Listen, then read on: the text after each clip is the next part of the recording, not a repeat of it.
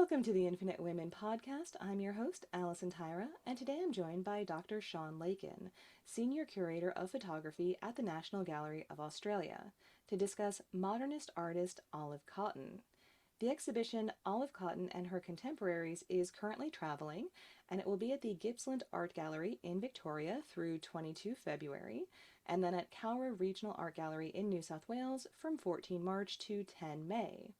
Her work is also currently on display at the NGA as part of the Women Photographers 1853 to 2018 collection display that will be up until the 1st of March. So, first, can you introduce us to Cotton's work as an artist?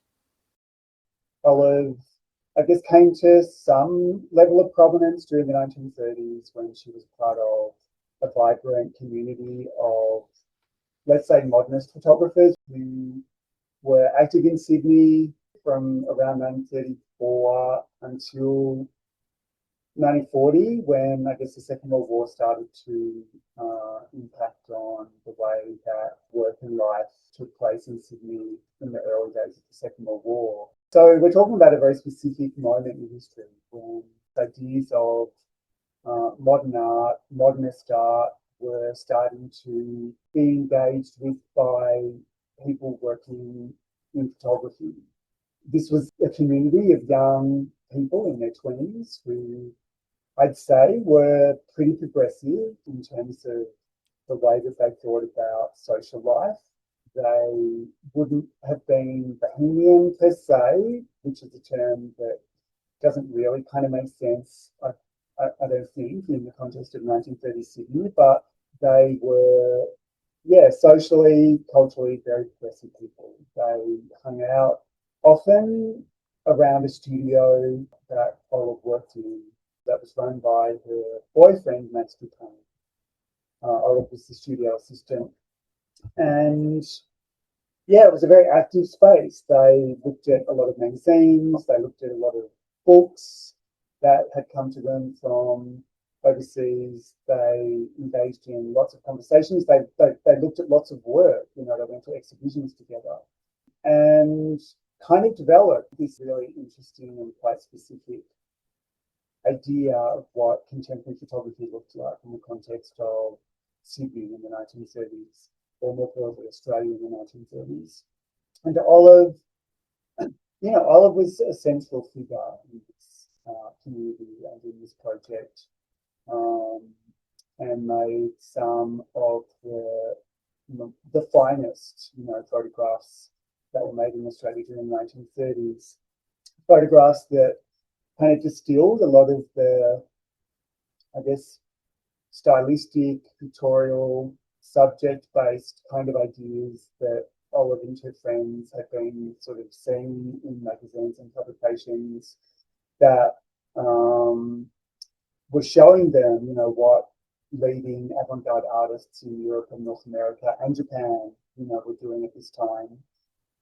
And we can see in, some of the best of Olive's work how she's putting these ideas to work in the context of Sydney. So she's not simply replicating modernist photographic strategies, but sort of playing with them, applying them to subjects that were specific, to where she was, but also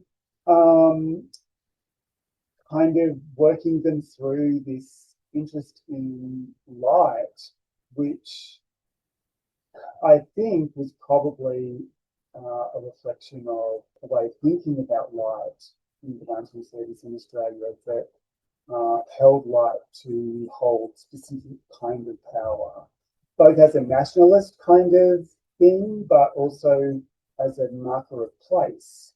The strong light of Australia had certainly become, one of the dominant kind of tropes of, I guess, cultural thinking by the time that, Olive starts to make photographs that for her intentionally draw attention, to light as a kind of a powerful subject. So yeah, she's a really important figure because she's alongside Max Dupain, who was her boyfriend during the 1930s. They did get married in 1939 and separated 2 years later. But to me, that's kind of beside the point. I think the key thing is that they were part of this community. I use this term progressive, and I don't really know the full extent of what that term means, to be honest. But I think what I'm using it to suggest is that they were really interested in pushing something forward or sideways or in another direction, and that was what does it mean, question of what does it mean to make a photograph that represents your experience of contemporary life in Sydney or in Australia during the mid 1930s. Then by the mid 1940s, Olive leaves Sydney and she moves to a farm. I'm not even sure that's the right term for where she moved. She married a guy called Ross McInerney in 1945, and by 1946 was living on country outside of Cowra in western New South Wales. And while she continued to take photographs, um, she had no capacity to process film or make prints for about 20 years. So in a way, her photography practice was kind of put on hold, but perhaps more significantly, her connection to this aggressive space of dialogue and critical thinking, she was removed from that. And it's only really in the late 1970s, the early 1980s, that young feminist curators and art historians start to visit her and start to look at the prints that she kept with her across all of that time, that we start to recover this practice, that it starts to resurface. And by 1991, one of the photographs is on a postage stamp. That she's back, into a kind of a space of public recognition and is now incredibly well known. We hold 73 photographs in the National Collection here at the National Gallery, and most public collections in Australia hold numerous photographs by Olive Cotton. You can't really talk about 20th century Australian photography without foregrounding her important contribution to practice in this country. So she's been the subject of lots of expansive work. We've done 3 exhibitions here at the gallery over the last 10 years that have drawn attention to her practice. Helen Ennis has recently published an award-winning and really beautiful biography of Cotton. She's this kind of interesting figure, this figure that held this really important space, became forgotten, and somehow through a lot of hard work by art historians and curators and by her children, actually, who are also really active advocates, have been for many decades, for her significance to come back into our thinking. So she lived until 2003, and you mentioned she did keep photographing after moving to Cowra in the mid 40s. So do we have those photographs? Because I believe you said she didn't have the capacity to develop them, given that she's, in this quite rural area. Do we have those photographs from the remaining, 60 years of her life? This is a really nice question, actually, because maybe one of the problems that we face or that can get in the way of a project like recovering the practice and contribution of someone like Olive Cotton is that we can end up privileging a very specific kind of moment, and that moment might be privileged because it's the moment that maybe makes the clearest sense, or in this case, is the moment that helps us understand how Olive Cotton and the people around her were, in their own way, kind of cosmopolitan and avant-garde. And we want Australia in the 1930s to be thought of, as cosmopolitan and avant-garde. So she continues to operate her little rollerball camera when she's living on country outside of Cowra, raising 2 children, looking after her family. With this little rollerball camera, she sends the roll film off to get processed uh, through her chemist shop in Cowra. She gets back processed film, so the film, is being, I guess, kind of maintained in a safe sort of way. It's being processed quickly, but she's not making photographic prints. Pretty much until around 1964, when she sets up a little photographic studio, actually, just on the main street of Cowra, which she runs for about 20 years and takes photographs of kids, debutante balls, the occasional wedding. So she does kind of maintain a sort of a commercial interest in photography during the 60s, 70s, and 80s. But she also starts then to sort of print up photographs that she'd taken in that period between living in Sydney and setting up a studio.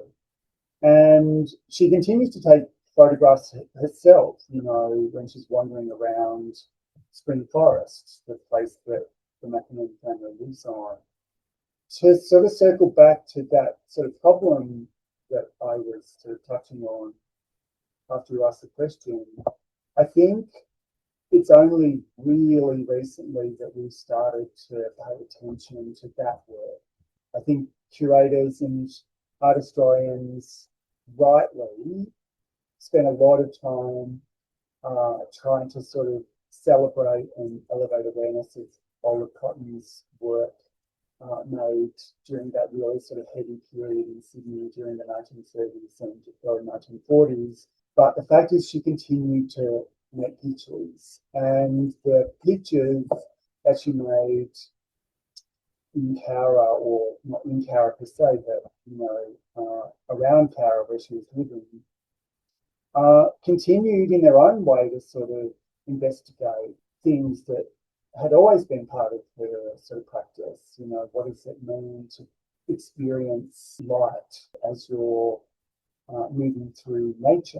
What does it mean to be able to sit with the sort of experience of feeling and seeing light as it, kind of plays or connects you with other parts of the natural world? So, yeah, the photographs that she made at that time, that is after she left Sydney, of course, looked different because she wasn't living in the city. Her relationship to modernity, was completely different. It's kind of worth remembering some of the kind of economics, I think, of her life. She was born into a prosperous bourgeois academic family. Her father was the professor of geology at Sydney University. She was born in and grew up in a really large house in Hornsby, so northern sort of beaches of Sydney. Went to Methodist Ladies College. She learned to play the piano. Like she was very sort of privileged. It sort of enabled her to become a photographer. She studied. She went to Sydney University and did a Bachelor of Arts. Was a really, really, really, really smart mathematician and studied mathematics for sort of the 3 years of her arts degree, and could have kind of gone on, I'm sure, from what I can tell, could have gone on to have maintained and developed an academic career herself. She has this kind of context, this familial context, this social context of relative privilege. That, as I say, and this is in no way to kind of diminish the decision that she made when she left university in 1933 to not do what was expected of her, and that was to become a teacher, but to go and work as an assistant at her friend Max Dupayne's recently opened photographic studio, a prospect which for her parents kind of seemed to offer no great prospect.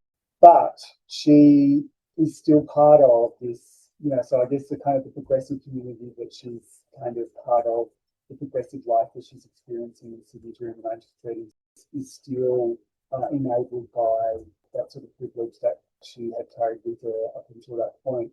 But when she leaves Sydney and moves to Cowra, the Cowra region with Ross, they live in a tent for 2 years on a parcel of land that Ross's family owned, which was about 20 minutes outside of Cowra, and then lived in this sort of, I guess, a kind of a shack that had no running water or electricity. It was only, I think, in the, well, Sally McInerney, Olive's daughter, was 18. Sally was born in 1947, 1948. And Sally was 18 when they first got running water and electricity. So she's living in this, I mean, it's a really incredible kind of context that she's in here.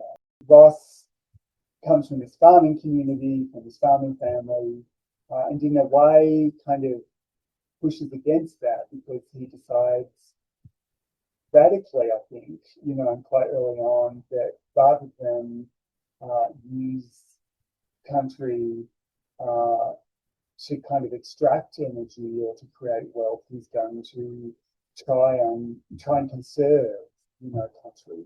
So the land that he might have turned into sort of prosperous grazing country, and I'm sure that's what Olive thought was going to happen when she left Sydney, instead becomes a nature reserve.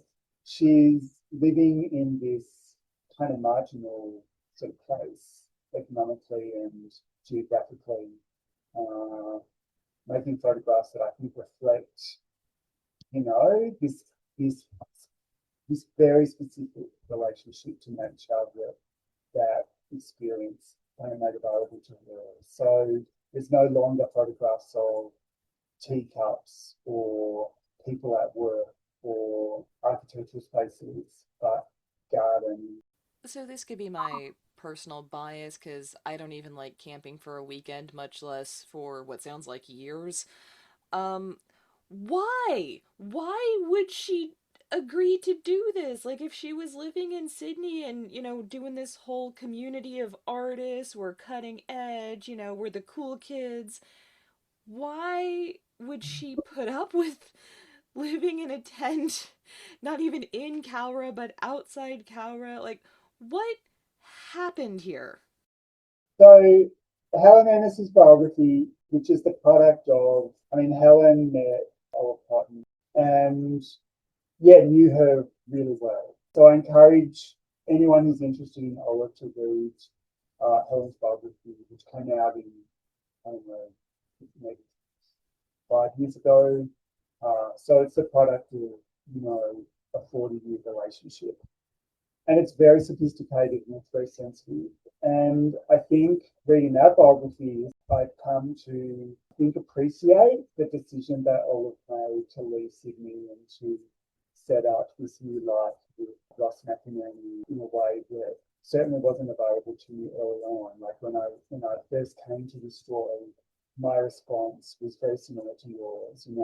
Like what is the logic? Some of the logic is moving away from something. She'd married Master Payne in 1939, and that was a mistake. As far as Olive's concerned, they were really, really, really good friends. I think actually there was a little bit of trauma there. I think that she felt increasingly unsafe because Max was incredibly good looking and incredibly sexy and incredibly popular with other women. She also became increasingly aggrieved with the professional life that she had. She was the studio assistant, which meant that she was basically just maintaining the business books, the accounts, booking models, going out on shoots with Max in the capacity of just carrying stuff around and making sure everything was going well, making tea and coffee for people in the studio every day. I mean, her job was for someone as bright and as ambitious, as Olive Cotton clearly was, not an amazing experience. And she, even though she wasn't meant to be taking photographs because she was the studio assistant, Max was the photographer, we know that she was sent out and took photographs which were published under Max's name. And we've got a photograph in reflection, that we know was published in the Home magazine in 1937 under Max's name. So all of this stuff accrued. She was a very reserved person and was very careful with her words, but she did say to somebody, and this has been published, that she became increasingly dissatisfied with the fact that she was doing work that she wasn't recognised for. And then Max ran away in 1942 to Papua New Guinea, where he wasn't an enlisted service person, but he worked with this unit that painted camouflage on aeroplanes and, I guess military stuff as part of the Pacific sort of campaign.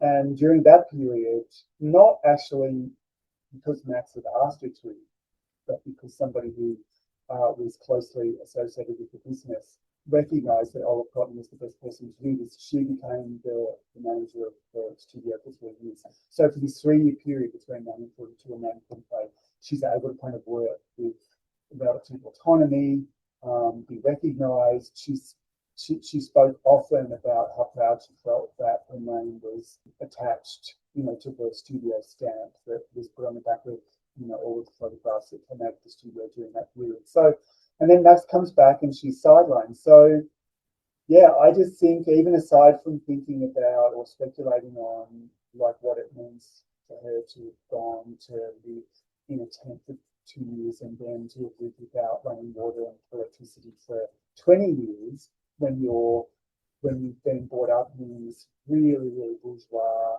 large home on the outskirts of Sydney and had access to incredible privilege. Maybe like I'm more interested in thinking about the stuff that pushed her away, like she did fall in love with this guy, Ross McInerney.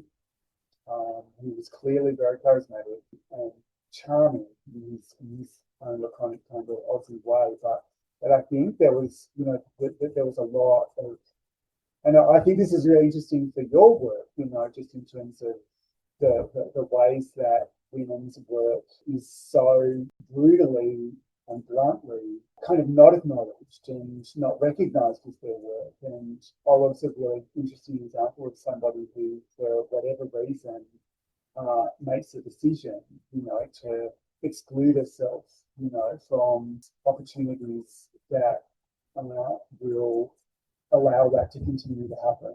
That is, her to continue to sort of exercise her creative and intellectual and critical sort of faculties and practice, her practice, but not be acknowledged for it, to have that work kind of claimed by somebody else. Well, it sounds like she actually had more freedom in Cowra, and this is actually something that's come up before in different conversations.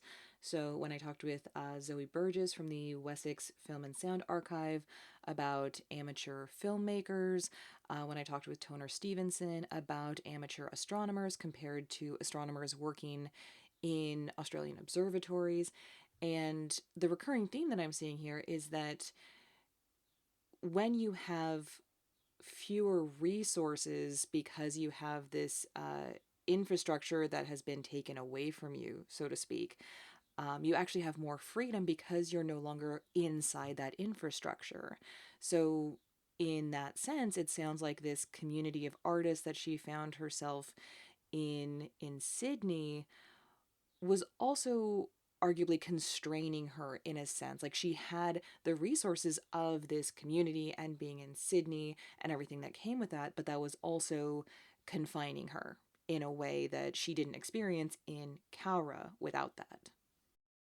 Yeah, I think that's definitely part of it. I mean, I guess one thing that I think is really important to acknowledge is that while Olive Cotton worked at the Duquesne studio and had a very specific set of roles and responsibilities as the studio assistant during the 1930s. She was also able to make use of the studio's equipment after hours, and that enabled her to maintain, I guess, a kind of exhibition practice that was separate to anything else that was around her. So it had nothing to do with Maxi Payne in that kind of formal way that the studio work did.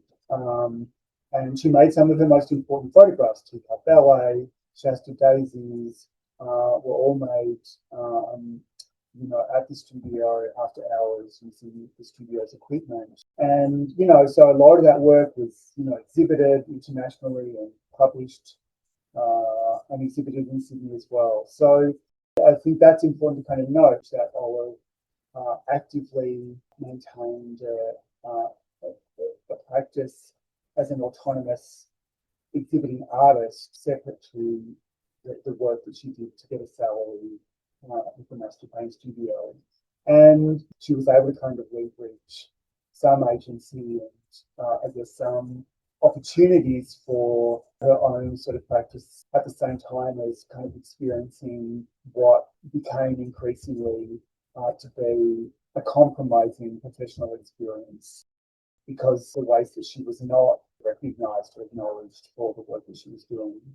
But at the same time, as I guess find like becoming free of that when she's living in Western New South Wales, in the bush, um, and she is walking around. Those feminist art historians and curators who go to visit her and are recording her, talking to them, the 1980s. And in fact, the amazing documentary filmmaker Catherine Millard made a beautiful film called Light Years, which is a documentary of, I guess, Olive Cotton that Catherine finished in 1991. And it's a really beautiful record of Olive, and you can hear Olive speak, and you get a clear sense of, I guess, her body kind of moving around the landscape there. But yeah, so she's definitely finding freedom in just walking around the bush, operating her camera, but she's also dealing with the realities of marginal life. And, I think at times the sheer difficulty of living like that became too much for her. Raising two kids on a parcel of land without running water and electricity, 20 minutes from the nearest town, living with someone who promised you something, life on a farm, but failed to deliver it. I don't think it was easy at all. I'd like to talk about her parents and how they might have influenced her as well, because my understanding is that her mother was a painter and her father was a geologist who actually took photographs on Ernest Shackleton's expedition to the Antarctic in 1907, so really early years of photography. So, did they have much influence on her, either just from an encouragement standpoint or influencing her work? Yeah, her mum was, Olive used to say, a very talented artist. And Olive's sister Joyce also became quite a talented artist. So creative activity was encouraged in the family. Olive never felt comfortable with the artist thing because she couldn't draw or paint, quote unquote. And I think that there was probably some sort of jealousy in a way. Like uh, one of the things that she came to love about photography really quickly was that she could make pictures in spite of the fact that she couldn't draw or paint. She sort of spoke often about how for her the beauty of photography, from a really early age when she was a teenager, was that she understood that she could do what her sister and her mother did quite easily, but mechanically. But she was, all of that is, a successful musician. She was, a really well trained pianist. Her deep interest in music stayed with her. She had a piano by the time they get a house at Spring Forest. That is her and Ross, She has a piano sort of in the house. So her music is something that stays with her throughout her whole life. But she was a very talented musician. She was very good with abstract thinking and seeing patterns and rhythms in different kinds of ways. Her mum definitely encouraged her children artistically. Her father, Leo, was the professor of geology at Sydney University. Introduced Olive to photography. I mean, that's not quite true. She got a box brownie from one of her aunties when she was 13. Um, but her father, he didn't really take photographs after the Shackleton experience. He took photographs on that 1907 expedition, but he wasn't really a photographer. I guess photography was part of his geological sort of practice or practice as a geologist to an extent, but he wasn't a photographer per se. But one of the things that he did was once it became clear to him that his daughter had this deep interest in photography pretty soon after getting this box brown when she was little, and he built a dark room for her in the basement of the house in Hornsby. So she was able to process film, make prints as a teenager. He helped her with all of that because he had the knowledge to and the experience to sort of help her learn the ropes, I guess, of the dark room. So yeah, those two sort of sides of the family kind of come together really in the photographs. She obviously had a really interesting family. Her mother's family was very wealthy. Her grandmother's family was very wealthy from Bathurst. So there was money in the family, but the Cotton family were not wealthy, but kind of really interesting people. Her grandfather Leo, so Frank, her grandfather Frank, so Leo's father, was a lay Methodist minister and a kind of a dilettante scientist, I suppose. He developed, without any training, interest in atomic physics and wrote. I mean, who knows what they were like? Olive read them and seemed really interested in them. That is, her grandfather's kind of writings on atomic physics. He was a founding member of the labour movement here in Australia, so had a deep kind of connection to socialism and labour reform. I mean, so the politics thing is interesting, I think, while Olive was never didactic, there's enough in her work to suggest that she sort of maintained this kind of like ancestral interest in progressive politics. She photographs free kindergartens, she photographs industrial sites of labour that are in their own way kind of quite heroic images. So this really interesting family that sort of sits around her both supported her in terms of the artistic stuff, the photographic stuff, the technical stuff with her father, and even like the nature stuff. Olive used to accompany her father on geological expeditions around South Wales as a young girl and as a young woman. And I can only imagine how incredible, that experience must have been, given the incredible knowledge, and capacity to sort of see and make sense of geological formations and landscape, that her father obviously had. So he shared a lot of that with her. So I think that we can see in the photographs and the way that through her photographs she draws attention to the experience of looking at and being in landscape that is not about a sort of an instantaneous kind of experience. Like I think one of the sort of consistent aspects or attributes of Olive's photography is its kind of timelessness. The way that the photograph just looks like it's not of an instant, but of some kind of extended kind of duration that's not photographic. So yeah, I reckon her family had a big hand to play in, how she got to where she did by the time she was making, her best photographs in the mid 1930s.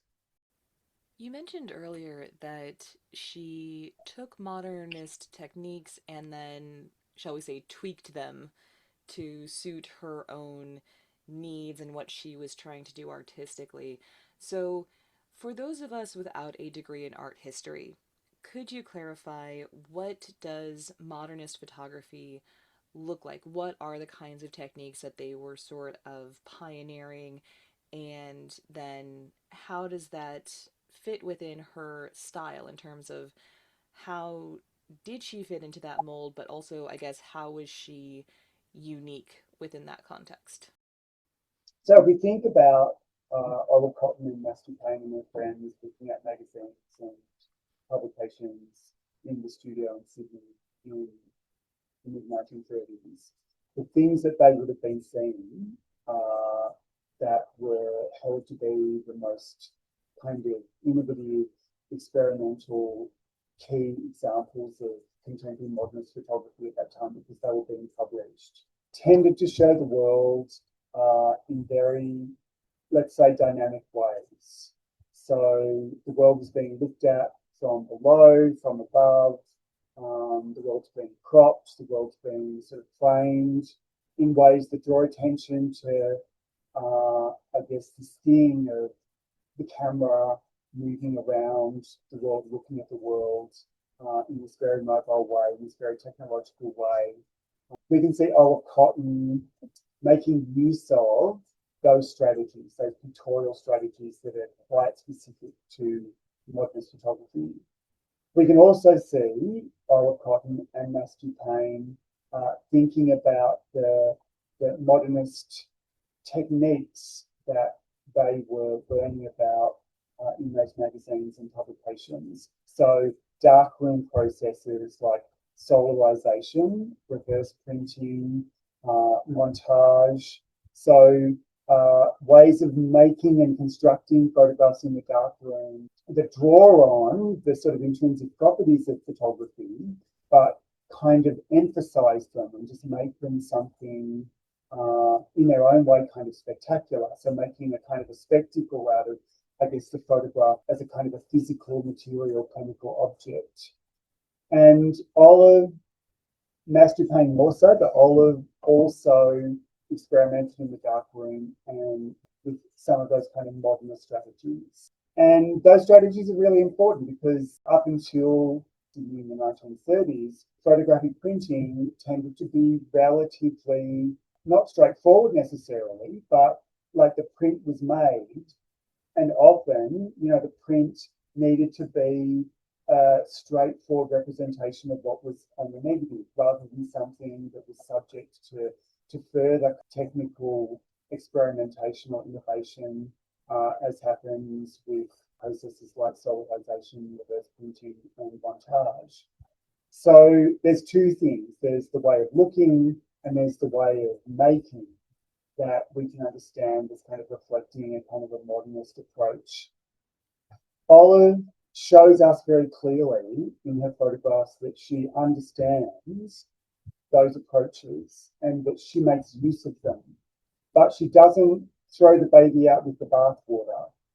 She doesn't simply borrow uncritically these approaches that she learns about through the pages of the magazines and the publications that she's looking at, but she brings them into contact with ways of thinking about photography that she herself had been developing throughout the late 1920s and early 1930s when she was learning to take photographs.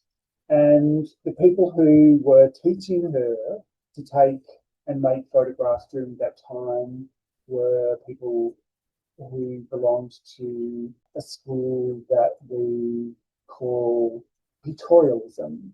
Pictorialist photography tends to look kind of sentimental and romantic. So the prints are very kind of aesthetic and beautiful. The subjects tend to be, soft landscapes, sentimental sort of family studies or softly lit still lifes. So Olive comes out of, as a young photographer, this very vocal and specific set of kind of ideas or ways of thinking about photography, which are pictorialist. And by the 1930s, those ideas and those strategies came to look very old-fashioned because the sort of sharper, more dynamic, more graphic, more contemporary ways of thinking about and making photographs that we now think of as kind of modernist photography had made pictorialism appear old-fashioned and anachronistic. But Olive, and she does this right throughout her life, like she brings these two things into sort of contact with each other, understanding, I think, that the earlier set of strategies and ways of thinking about photography that she had learnt from the pictorialists carried some really important aspects that she wanted to kind of keep hold of. That is, what does it mean to sort of think about light in a way that favours sort of ideas of softness and immersion and the beautiful experience of being in light that pictorialist photography uh, did so well. So she keeps these two things kind of together, and she sort of creates this kind of hybrid, you know, form of contemporary photography that I think importantly quite local without being provincial, because it's about being in Sydney. It's about the conditions of being in Sydney, the sort of the elemental conditions of being in Sydney, strong light, and the way that pictorialist photography had drawn attention to the very specific experience of light, you know, in that place. It's this hybrid that sort of kept the ancestors kind of alive, you know, but in a way brought them into contact with the present. And yeah, so the photographs do have always this slightly pictorialist kind of edge to them. And by that, I mean the way that the tone kind of works across the photographs. It's often very soft, you know, it's often very diffused, it's often very beautiful. So, with the traveling exhibition, you've curated her photographs alongside works from other key modernist photographers. So, what do you think that brings to the visitor's experience? Because it is called Olive Cotton and Her Contemporary, so she is very much the featured artist. But what do you think that visitors will get out of having that context of all of these different artists? Where we are now with the Olive Cotton Recovery Project, which has been going on now for 45 years, we need to make more clear how it is that Olive Cotton is a figure of international significance. Lots of people have done really amazing work that has helped us see and be able to recognise the distinctive qualities of Olive Cotton's work through monographic exhibitions and through publication. We've also been able to sort of see Olive Cotton's work and its significance in the context of Australian 20th century culture more generally through exhibitions that we've done here at the gallery that have placed her work in conversation with, let's say, other modernist women artists who were working at the same time as she was. But I think it's possible for us to see Olive Cotton as an international figure.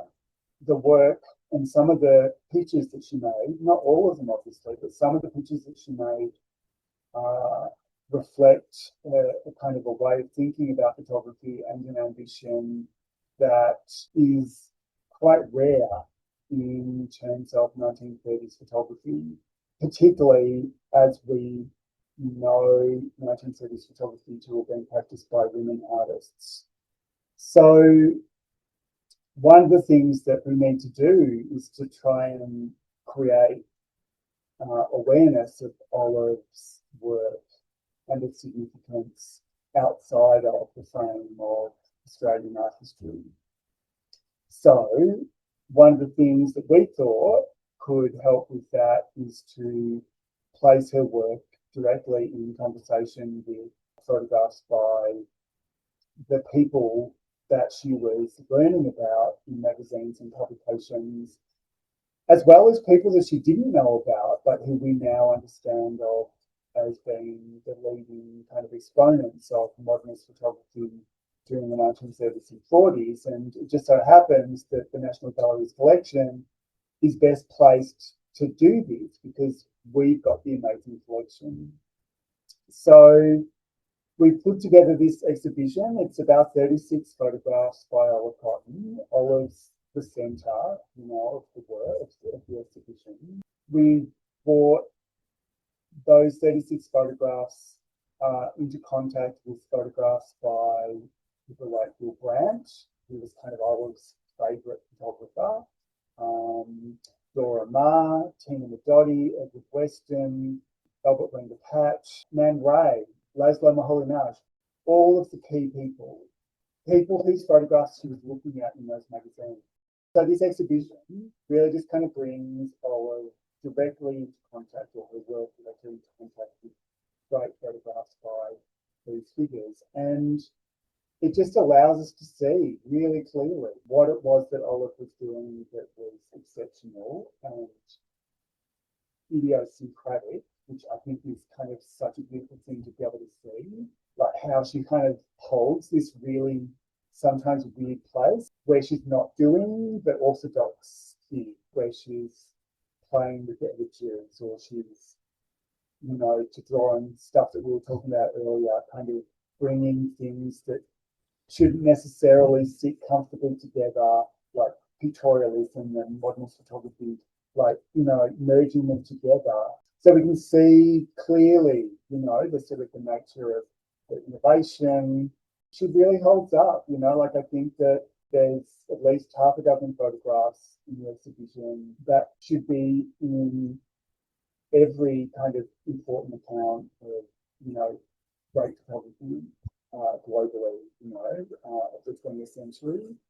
And I think that we can only really be confident about making those kind of claims when we've really done the work of looking at the work alongside the work of those kind of maybe internationally more celebrated kind of people.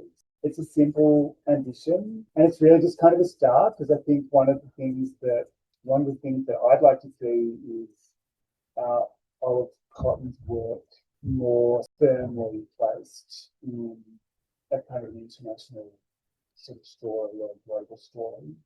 And that can only really happen when her work is collected and published and included in, stories that have been told in other places. There is something in Olive's work that is very significant, and this exhibition is just part of this kind of effort to try and create more awareness of that, I think. The traveling exhibition Olive Cotton and Her Contemporaries will be at the Gippsland Art Gallery in Victoria through 22 February, and then at Cowra Regional Art Gallery in New South Wales from 14 March to 10 May. Olive Cotton's work is also currently on display at the NGA as part of the Women Photographers 1853 to 2018 collection display that will be up until 1 March 2026. Join us next time on Infinite Women, and remember, well behaved women rarely make history.